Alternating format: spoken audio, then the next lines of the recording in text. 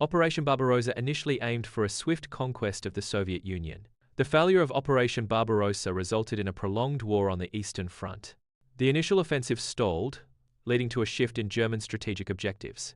German objectives shifted towards securing vital resources within the Soviet Union. Another key objective was to weaken Soviet industrial capacity. These strategic shifts set the stage for the Battle of Stalingrad. Following setbacks in 1941, German forces shifted their strategic focus southward within the Soviet Union. The primary objective became securing the Volga River and the oil-rich Caucasus region. German columns were ordered to advance towards Stalingrad, a key strategic point on the Volga. Control of Stalingrad would disrupt Soviet logistics and open access to vital resources. The map illustrates the planned movements of these German forces as they pushed eastward. In the summer of 1942, the German Sixth Army initiated a rapid advance across the steppes. The offensive was spearheaded by armored divisions, targeting Stalingrad. As the army pushed deeper into Soviet territory, supply lines became increasingly strained. The German forces encountered escalating resistance from Soviet troops. This combination of factors complicated the German advance towards Stalingrad. In 1942, the Luftwaffe executed extensive bombing raids in support of advancing German ground forces. These air attacks were strategically aimed at Soviet infrastructure. Military positions were also targeted to weaken Soviet defenses. The bombing runs intended to disrupt Soviet supply lines. However, these attacks resulted in widespread destruction across targeted areas. Civilian casualties were a tragic consequence of the Luftwaffe's bombing campaigns. In 1942, Soviet railways were critical for supplying Stalingrad. German air power heavily targeted these crucial railway lines. Destroyed trains and damaged tracks resulted from the attacks. This created logistical challenges for Soviet defenders reinforcing and resupplying Stalingrad.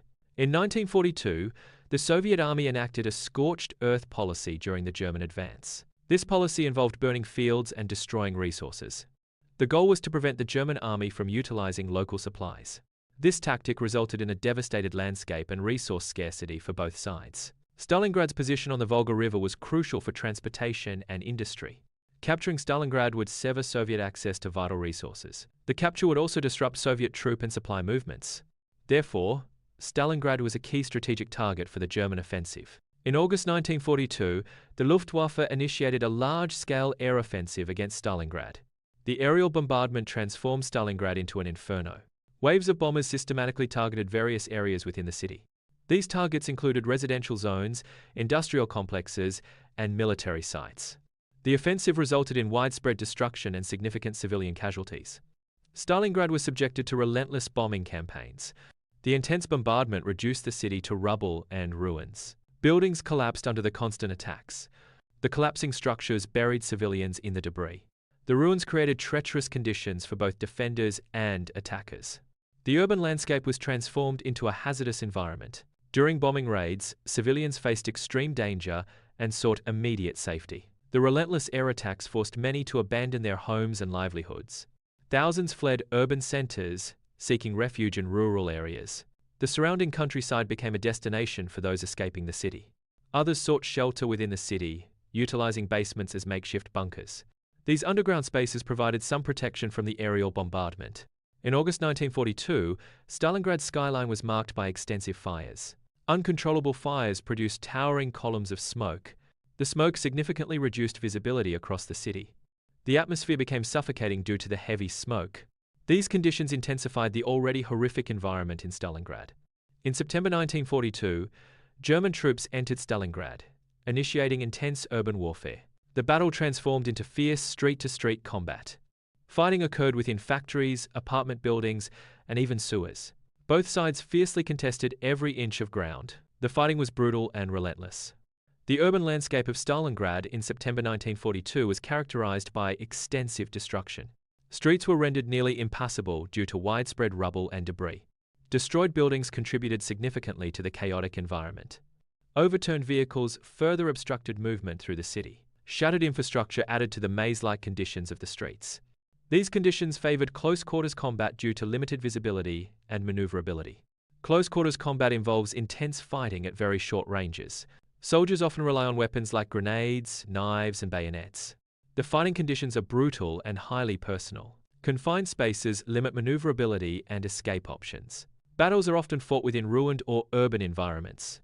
Snipers were strategically important during the Battle of Stalingrad in September 1942. The ruined buildings provided snipers with excellent vantage points. Snipers targeted enemy soldiers from these concealed positions. The constant sniper threat increased psychological pressure on both sides. Machine gun nests were strategically positioned within the city. They provided interlocking fields of fire, maximizing defensive coverage. This created deadly kill zones, increasing the enemy's risk. These positions were heavily fortified and fiercely defended, making advances difficult. The Red October factory became a crucial battleground in October 1942. Both sides engaged in intense combat to seize control of the factory's workshops. Control over the factory's machinery was a key strategic objective. The factory's large buildings offered cover and concealment during fighting. The factory's layout created a complex, maze-like environment for combatants. The Barricadi factory was a major industrial complex during the conflict. It became a site of intense fighting during the war. Soldiers engaged in combat amidst the factory's structures. The industrial landscape was transformed into a battlefield. The tractor plant remained operational despite sustaining heavy damage during wartime. The plant produced tanks and other military equipment for the Soviet war effort.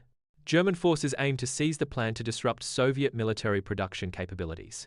Intense combat occurred within the plant's confines as both sides fought for control. Factory complexes were often devastated by bombing and artillery fire during wartime. Relentless attacks resulted in twisted metal and shattered machinery throughout the factory grounds. The destroyed structures offered soldiers concealment and cover during combat.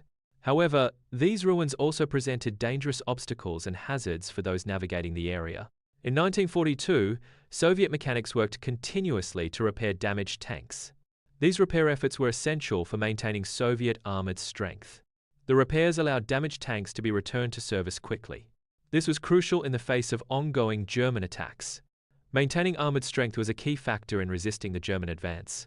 In November 1942, while fighting continued in Stalingrad, Soviet forces initiated Operation Uranus. Operation Uranus was a large-scale counteroffensive designed to encircle the German Sixth Army. Soviet armored columns advanced across the frozen steppes surrounding Stalingrad. This offensive caught the German forces by surprise, disrupting their operations.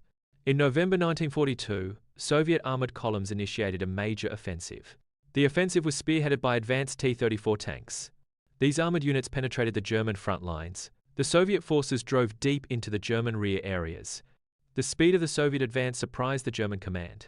The offensive disrupted German supply lines and logistics. In November 1942, the Soviet counteroffensive began with extensive artillery barrages. These barrages were strategically aimed at German positions. The goal was to disrupt and weaken German defensive lines. The intense shelling caused widespread chaos and confusion among enemy forces. This ultimately reduced the German resistance capabilities. In November 1942, the German Sixth Army was completely encircled by Soviet forces. This encirclement created a pocket of trapped German soldiers known as the Kessel. Inside the Kessel, German forces suffered from diminishing supplies. They also faced relentless Soviet attacks and the severe conditions of the Russian winter. In December 1942, German soldiers trapped in the Kessel were cut off from essential supplies. The lack of supplies led to severe starvation among the troops. Rations were drastically reduced to minimal amounts. To survive, soldiers were forced to consume horses and other animals. The Russian winter of 1942 severely impacted German soldiers. Trenches became filled with snow and ice. The cold environment led to widespread frostbite among the troops. Hypothermia was a common and life-threatening condition. The extreme conditions significantly reduced the fighting capability of the soldiers. The Kessel region in December 1942 was marked by intense combat and destruction. Relentless Soviet attacks contributed significantly to the devastation. Destroyed tanks littered the landscape, evidence of the battle's intensity. Other vehicles also lay in ruins, adding to the scene of destruction. Dwindling fuel supplies exacerbated the losses of military equipment. The destroyed machines served as stark reminders of the battle's ferocity and cost. High casualties occurred within the Kessel due to continued fighting. Diminishing supplies further exacerbated the situation. Wounded soldiers frequently died from a lack of medical attention. The absence of adequate care directly contributed to increased mortality. Overall morale among the German troops declined sharply under these conditions. In December 1942, the Luftwaffe attempted to resupply the encircled German Sixth Army in Kessel by air. This resupply mission was largely unsuccessful due to several factors. Soviet air defenses actively intercepted and disrupted the Luftwaffe's supply routes. Severe weather conditions further impeded the resupply efforts, causing losses and missed deliveries. In February 1943, the German Sixth Army faced inevitable defeat at Stalingrad. With their situation unsustainable, surviving German soldiers began to surrender. Exhausted and demoralized troops emerged from the devastated city. They surrendered to the advancing Soviet forces, marking a turning point in World War II. German soldiers surrendered at Stalingrad in February 1943. The soldiers were exhausted and in poor condition. Their uniforms were tattered from months of fighting. They suffered from starvation and the harsh Russian winter. In February 1943, Soviet soldiers advanced through the devastated city of Stalingrad. These soldiers accepted the surrender of the remaining German forces, marking the end of the battle. The victory was hard-fought, achieved after months of intense combat and immense destruction. The Soviet triumph came at a tremendous cost, reflecting the battle's brutal intensity. The Battle of Stalingrad represents a crucial turning point in World War II. The German defeat at Stalingrad effectively stopped their advance into the Soviet Union. This defeat initiated a prolonged retreat for the German forces. The battle's outcome had a significant impact on the overall course of the war. Stalingrad's result also influenced the future geopolitical landscape of Europe.